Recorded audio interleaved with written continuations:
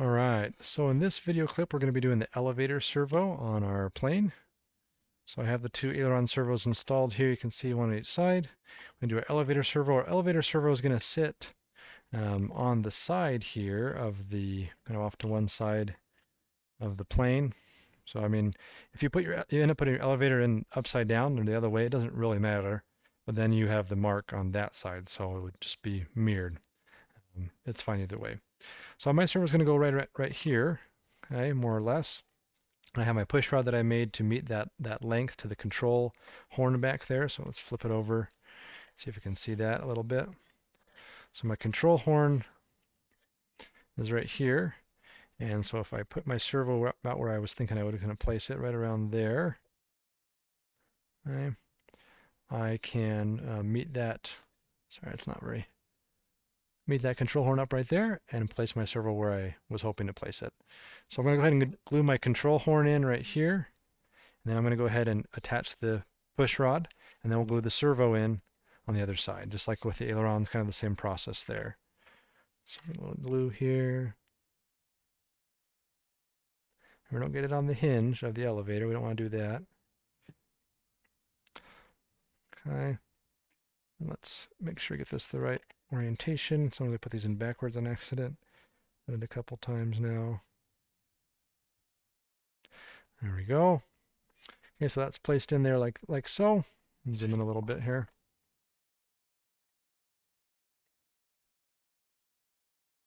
Okay, so we've glued that in to the hinge line there.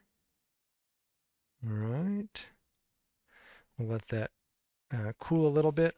Put some glue on the other side. If the other side is available, this side it wasn't picked out all the way, so there's still some foam paper in there. That's okay. We'll see if we can kind of flick it out and put a little bit of glue in there instead. If not, I think it'll probably be fine with the amount of glue it has, but there we go. A little bit of glue on the back side here. Just trying to kind of get it into the little slot, not too much, just enough to try to hold it and make sure it's nice and straight.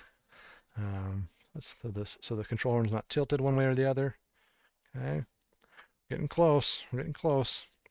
While that is drying, let's go ahead, move this over here, and let's grab our 3D printed motor mount and talk a little bit about that for a second. Okay, so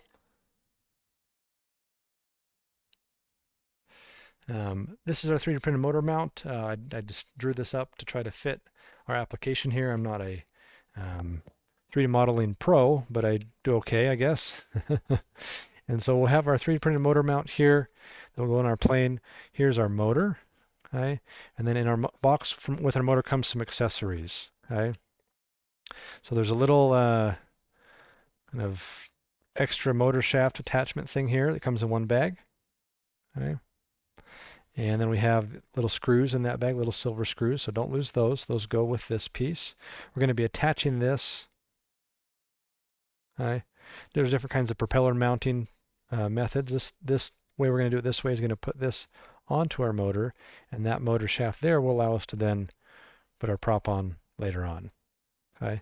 There are types of props that will mount directly to the motor. I just didn't get any of those for the class. We'll be using the traditional traditional style there with the threaded shaft to hold the prop on. Okay. So keep those pieces together for your motor shaft. And then we'll have the other little baggie here. It has this little cap type thing, little circular cap, which we won't use. And has a bunch of screws. Okay. And I believe, now quality controls are not always the best on these, but you should have 2 screws that are longer and 4 screws that are shorter. Okay, so here's the 4 short ones, there's the 2 long ones. They're about 2 millimeters difference in length. Okay, what we'll be using to attach our motor to our motor mount is actually 2 of the shorter ones. So you have extras if you lose some. Don't worry about the longer ones. Just 2 of the shorter ones are going to be screwing our motor onto this mount using 2 of these shorter screws. Okay, we'll come back to the motor in a second. Let's check out our plane here and see how it's going. Okay, so we're going to attach our We've got our control horn in the elevator here. We're going to grab our servo with its push rod here. Feed this up underneath the elevator there. And we're going to flip it over so we can get the push rod attached to this. Thread it through there. And get it through there. There we go. Okay, and kind of flex it over. Going around. Great. Okay, and then push our servo back through. Okay, so now we should have, oops, that wasn't the right way. Hold on a second. Sorry guys, let's get this out of there again. We want the servo, get this figured out, to be this way. It's upside down right now, so we want it to be this way onto the foam. So we need to put the rod through this side. That was my bad, I kind of put it through backwards. There we go. Okay, hopefully I got that right. Let's flip it over and see. There we go. Okay, so our servo is going to be able to sit here kind of on the tail, and the rod extends out to the elevator.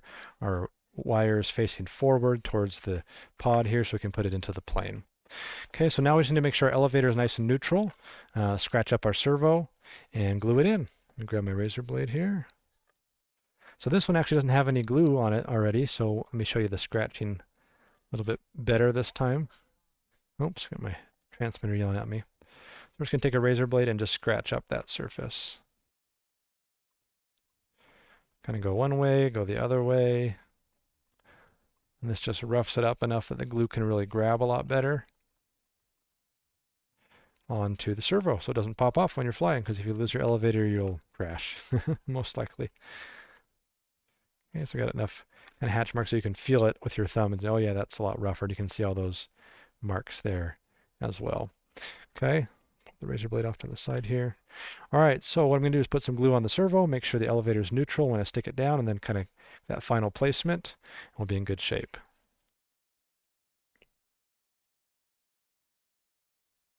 Try to not do too much glue again, just enough, especially when you're doing things like the elevator where it's further back on the plane. We want to make sure we don't put too much weight on the tail of the plane.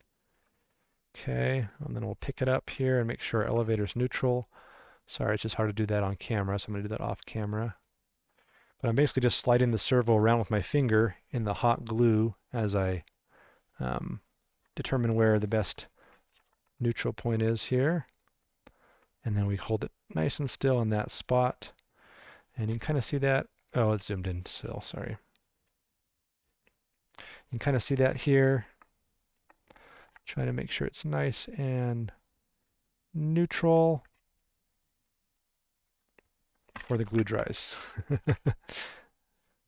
There we go, that looks pretty good. The glue is drying pretty well, I think. Hopefully we got that okay. Looks pretty good. I might have messed it up a little bit trying to do it on camera, but that's not too bad. I think we'll be all right. So let that dry.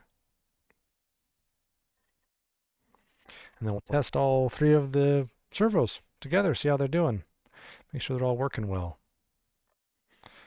Okay. Go. All right, we'll test those in the next video clip after I let this dry a little bit. I don't want to move it too soon after you've glued it because the force of pushing can pop the glue off sometimes, and then you got to re-glue the whole thing. That's kind of a mess. So we got that going there. Let's break the video here.